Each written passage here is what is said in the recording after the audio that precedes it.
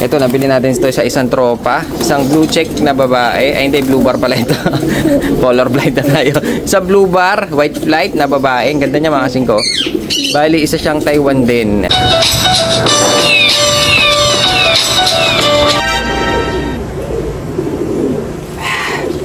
Woo! Napagod! Kasing ko, napakasarap ng init. Yan ito yung mga gusto ko dahil nga malakas na sa pwesto, maganda pa sa breeding, mga kasing ko. Ganda ng sikat ng araw ngayon. Tsaka yung ngayong araw na to talagang nakakapagod, mga kasing ko, dahil nga ngayong araw na to naglipat tayo ng mga breeder natin. Yung mga nandito, pinalitan natin. Yung mga nandito, ilalagay naman natin ngayon dun sa mga stock bird natin at saka sa mga laruan natin. Dahil yung iba ditong mga breeder natin ayaw umitlog. Kaya medyo nahihirapan tayo. Dahil nga medyo hindi pa sila kondisyon, mga kasing ko. Ayaw nilang umitlog. Kaya ginawa natin, pinalitan natin sila ng pwede nating isa lang ulit. Dahil medyo, tignan nyo naman ang araw. Ayun, medyo gumaganda-ganda na ang araw ngayon. Kaya masarap mag-breed.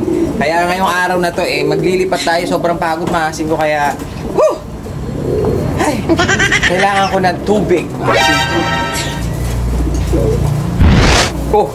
Tignan. Naisip ko yun, ha. So, ayun, mga kasing ko, dahil nga, ito, nakabitan natin ng ano. Kanina wala ito, ha. Magagaling kayo, ha. Kanina wala lang ito, Kaya dahil nga meron na nakadikit ngayon, mga kasing ko, may shoutout tayo. Nakadikit naman ngayon. Hindi na natin matatanggal dahil naka-scotch tape. So, ayun, i-shoutout na natin habang maganda sikat ng araw. Shoutout na natin ang mga tropa pips natin na nangangalapate. Sana mabanggit natin lahat kayo. Paisa-isa lang sana.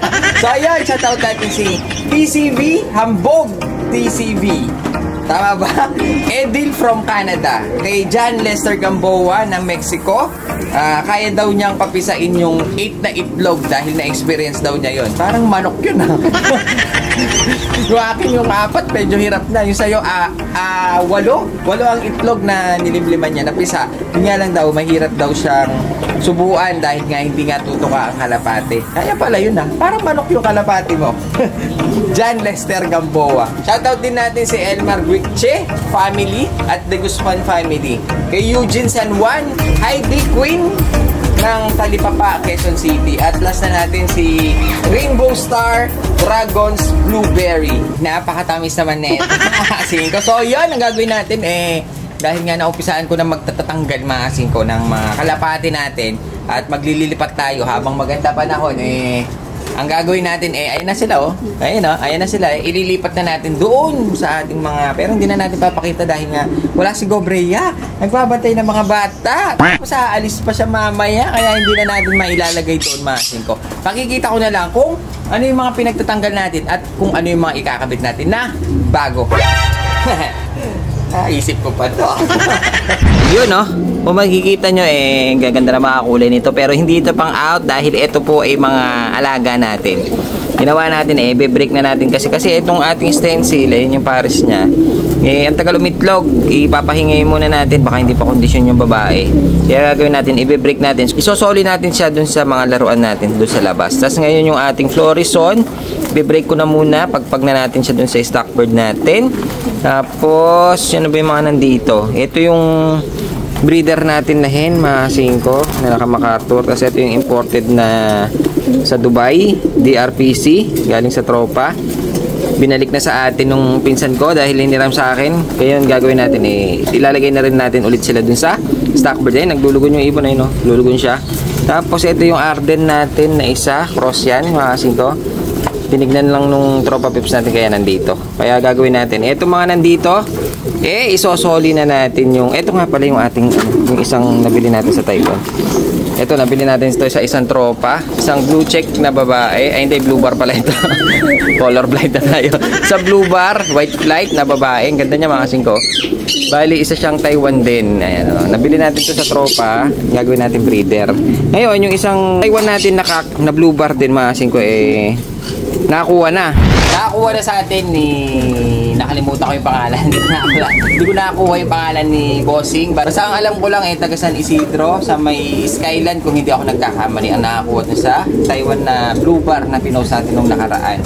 Bale, yun. Thank you nga pala kay Ma'am and Sir. Kinuha nila yung Taiwan dito kanina. Taga San Isidro, Skyland sila, mga singko. So, yun.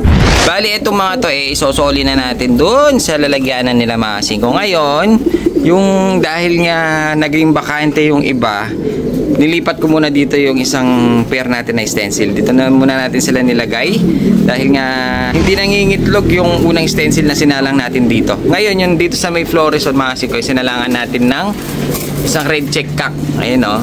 Bali, ito pinahiram sa atin ng tropa webs natin. Bali, isang Eddie Boy Sibilia tsaka isang Capcom. Pinarisan natin siya ng Capcom. Titignan natin kung uuwi yung mga anak niya o mawawala lang agad. Tapos dito sa baba, nagsalang tayo ng isang classic na blue check. Ayan o, parehas naka-banded na MacArthur yan. Parehas silang pang long distance. Kaya try natin silang pagparisin. Parehas blue check lang yan mga siko. Ayan o, pogi nila o. Bali, yun.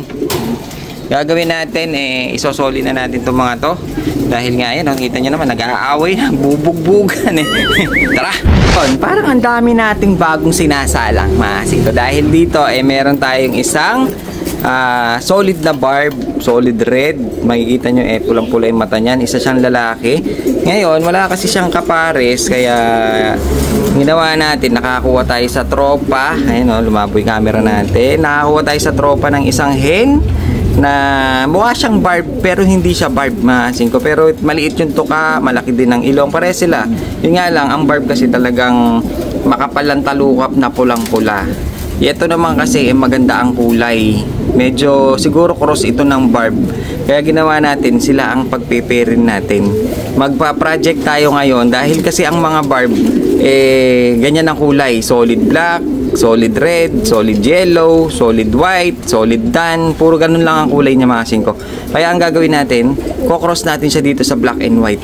Baka makapagpalabas tayo ng 2 colors na barb ang muka. Kasi pag ganun ang nangyari, medyo rare siya. Kasi si pure black medyo rare kasi. Ngayon, kung magkakaroon tayo ng, ayun, parang barb ang dating malaki, parang ganito rin, malaki ilong, maliit ang tuka, medyo makapalang talukap. Yun nga lang, hindi pulang-pula kagaya nito. Ito kasi purong-puro ito Ngayon gagawin natin, i-cross natin siya dito sa nakuha natin. Babae kasi siya. Baka makapagpalabas tayo ng 2 colors na barb na ang itsura. Mangyayari, magiging rare siya. Medyo rare kasi kapag 2 colors na. Halimbawa, naging ganyan ang kulay, tas talagang pulang-pula na yung mata niya, barb na siya. Kaya tatry lang natin. Wala namang masama dahil nga medyo masarap nagko-cross ng mga ganito kasi magpa-project nga tayo. Yun nga lang, matagal. Hindi naman unang salang kuha mo agad. Minsan matsakatsambahan mo, minsan hindi. Kaya try lang natin. Medyo nakaka-excite kasi baka makakuha kasi natin yung itsura nito. Ayun, mukhang barb na siya. Tsaka maganda kasi kulay. Kaya try lang natin na parisan itong ating kak na barb. Lalong-lalo na sapik na ito. Ayun, kaso naglulugod siya. Pag-pairing muna natin. Wala namang ano dyan. Wala namang mawawala kung hindi lumabas sa barb. Ngayon, kung lumabas na pangit, ibenta natin. Ganun lang yun. Pero sana matsambahan natin na barb na maging ganun ang kulay. Ang ganda sana tignan. Ayun, no? Bibihira. Alam niyo naman, medyo swerte tayo sa tsambahan Baka matsambahan natin ng isang salangan. Maging blue bar na naman. Baka blue bar na naman. Ito, pag naging blue bar, talaga swerte-swerte na tayo doon. Grabe naman. Paano tayo makakapag-breed nito? Tignan nyo naman. Wala silang pugad. Ang pugad nila yung kanila sarili dumi. Ano ba naman yan? JP, kailangan na kita. Si JP kasi makasin ko minsan sa kanya ako nagpapakuha ng buhangin. Alam niyo naman, masipag si JP at kailangan na natin siya. Siya pag nagkikis-kis dun mga kasing ko para pumino. Kaya ayun mga kasing ko, wala na tayong buhangin. Yung ninakaw natin sa dagat wala na, ubos na. So ayan, paano makakapag-breed tong ating Eddie Boy Sibilya na kak mga singka. Pero hindi na natin kay Eddie Boy nakuha yan mga singka. Doon sa tropa na. Pero sa tropa, kinuha niya mismo kay Eddie Boy Sibilya. Ay, napakaganda ng ibon, no? Red check. Kaso nag-aaway pa sila. Hindi pa sila pares. Bali, ito naman yung Capcom natin na babae. Ang iingay nyo naman! Sumasabay yung mga ringneck natin kapag tayo nagsasalita. Medyo maganda sa... Ayan, no? Ang sakit pala sa tenga. Hindi magandang pakinggan. Nakalimutan ko. Bago nga pala natin to ilagay dun sa mga lalagyanan nila, stock bird, tsaka dun sa may laruan natin. Meron pa pala tayong isang ilalagay mga kasingko. Ay, to. Ayan, oh. Meron na naman tayong isang oriental na lalaki. Dahil meron tayong ganito sa laruan natin na babae. Ngayon, dun sa tropa, humiri tayo ng isa. Ito mga kasingko. Humiri tayo ng isa lalaki para may kaparis yung ganda talaga ng kulay. Para may kapares yung isang hen natin doon mga kasingko. Ayan, ang ganda ng kulay niya, parang paro-paro lang. Ang gusto ko dito talagang kitang-kita mo yung guhit, yung lace niya hanggang buntot mga kasingko, full lace. Ganda nito, isang kak na oriental. Ngayon ilalagay na natin doon para maipagpag muna natin, tsaka na natin isasalang kapag gusto na natin magpalabas ng oriental. Ganda nito, ganda, paro-paro, paro-parong buhit.